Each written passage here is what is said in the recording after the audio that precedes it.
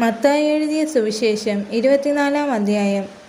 യേശു ദേവാലയം വിട്ടു പോകുമ്പോൾ ശിഷ്യന്മാർ അവന് ദേവാലയത്തിൻ്റെ പണി കാണിക്കേണ്ടതിന് അവൻ്റെ അടുക്കൽ വന്നു.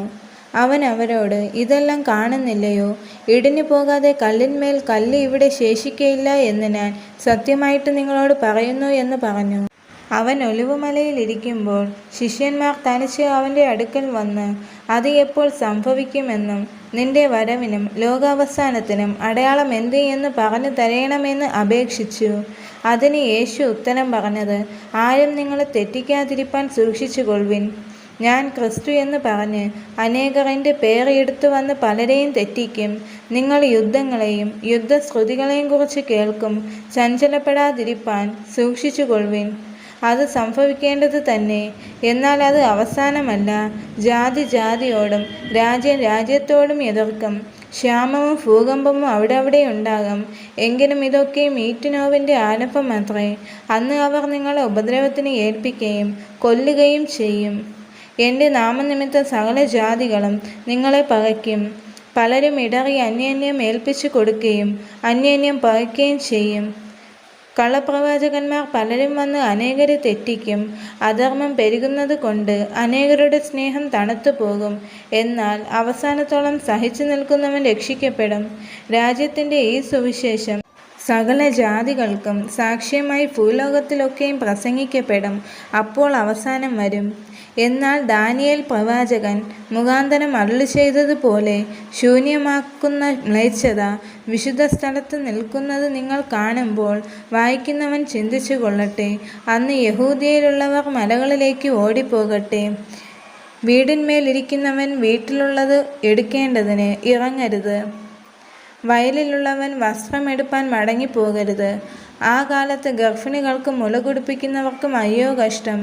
എന്നാൽ നിങ്ങളുടെ ഓടിപ്പോക്ക് ശീതകാലത്തോ ശബ്ബത്തിലോ സംഭവിക്കാതിരിപ്പാൻ പ്രാർത്ഥിപ്പിൻ. ലോകാരംഭം മുതൽ ഇന്നുവരെയും സംഭവിച്ചിട്ടില്ലാത്തതും ഇനിമേൽ സംഭവിക്കാത്തതുമായ വലിയ കഷ്ടം അന്ന് ഉണ്ടാകും. ആ നാളുകൾ ചുരുങ്ങാതിരുന്നു ഒരു ജഡവും രക്ഷിക്കപ്പെടുകയില്ല. വൃദ്ധന്മാർ നിമിത്തമോ ആ നാളുകൾ ചുരുങ്ങും.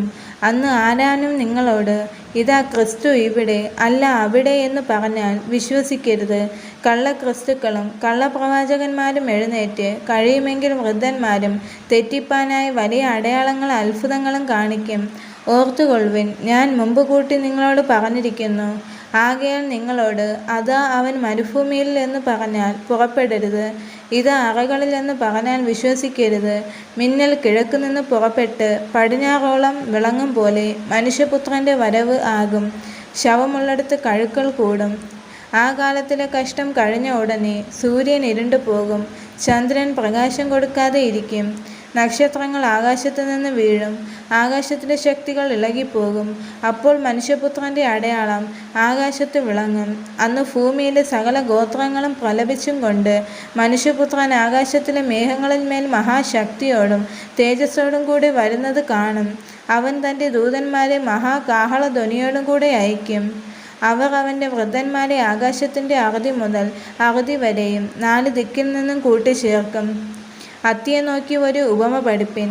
അതിൻ്റെ കൊമ്പ് ഇളതായി ഇല തളർക്കുമ്പോൾ വേനൽ അടുത്ത് എന്ന് നിങ്ങൾ അറിയുന്നുവല്ലോ. അങ്ങനെ നിങ്ങൾ ഇതുമൊക്കെയും കാണുമ്പോൾ അവൻ അടുക്കെ വാതിൽക്കൽ തന്നെ ആയിരിക്കുന്നു എന്ന് അറിഞ്ഞുകൊള്ളുവിൻ. ഇതൊക്കെയും സംഭവിക്കുവോളം ഈ തലമുറ ഒഴിഞ്ഞു പോകയില്ല എന്ന് ഞാൻ സത്യമായിട്ട് നിങ്ങളോട് പറയുന്നു. ആകാശവും ഭൂമിയും ഒഴിഞ്ഞു പോകും, എൻ്റെ വചനങ്ങളോ ഒഴിഞ്ഞു പോകയില്ല. ആ നാളും നാഴികയും സംബന്ധിച്ചു എൻ്റെ പിതാവ് മാത്രമല്ലാതെ ആരും സ്വർഗത്തിലെ ദൂതന്മാരും പുത്രനും കൂടി അറിയുന്നില്ല. നോഹയുടെ കാലം പോലെ തന്നെ മനുഷ്യപുത്രൻ്റെ വരവുമാകും. ജലപ്രളയത്തിന് മുമ്പുള്ള കാലത്ത് നോഹ പെട്ടകത്തിൽ കയറിയ നാൾ വരെ അവർ തിന്നും കുടിച്ചും വിവാഹം കഴിച്ചും വിവാഹത്തിന് കൊടുത്തും പോന്നു. ജലപ്രളയം വന്നു, എല്ലാവരെയും നീക്കിക്കളയുവോളം അവർ അറിഞ്ഞതുമില്ല. മനുഷ്യപുത്രൻ്റെ വരവും അങ്ങനെ തന്നെയാകും. അന്ന് 2 പേർ വയലിലിരിക്കും. ഒരുത്തനെ കൈക്കൊള്ളും, മറ്റവനെ ഉപേക്ഷിക്കും. 2 പേർ ഒരു തിരിക്കല്ലിൽ പൊടിച്ചുകൊണ്ടിരിക്കും.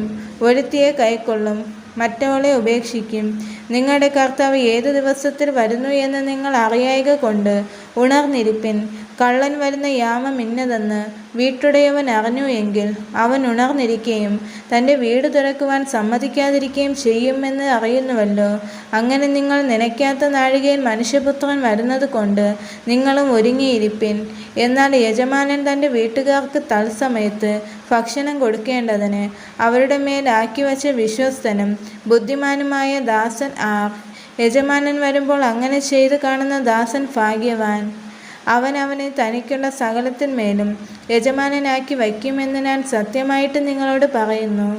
എന്നാൽ അവൻ ദുഷ്ടദാസനായി യജമാനൻ വരുവാൻ താമസിക്കുന്നു എന്ന് ഹൃദയം കൊണ്ട് പറഞ്ഞ് കൂട്ടുദാസന്മാരെ അടിപ്പാനും കുടിയാന്മാരോട് കൂടി തിന്നു കുടിപ്പാനും തുടങ്ങിയാൽ ആ ദാസൻ നിരൂപിക്കാത്ത നാളിലും അറിയാത്ത നാഴികയിലും യജമാനൻ വന്ന് അവനെ ദണ്ഡിപ്പിച്ച് അവന് കപടഭക്തിക്കാരോട് കൂടെ പങ്ക് കൽപ്പിക്കും. അവിടെ കരച്ചിലും പല്ലുകടിയും ഉണ്ടാകും.